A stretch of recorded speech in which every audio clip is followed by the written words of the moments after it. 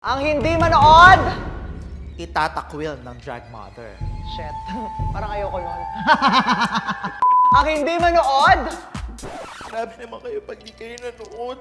Pinaghirapan namin to. Alam niyo ni Mama Pao, sobra-sobra lahat na lang po. Bakit hindi kayo manunood? Ito na yung iniintay niyo, manood kayo. Hi everyone, I am Silhouette and I'm this week's guest at the Stopover. At alam yan ni Marina. Siyempre, ba't niya malalaman? Ngayon pa niya gustong mangyari ito. O eto na, binigay ko na. Nawawala siya. Asa na ba? Ready na ako. Kanina pa ako set. Wala pa yung dalawang stool dito. Uupo na sana ako. Pinag-intay na naman ako. Dahil, ano to? Kaya nyo pa ba?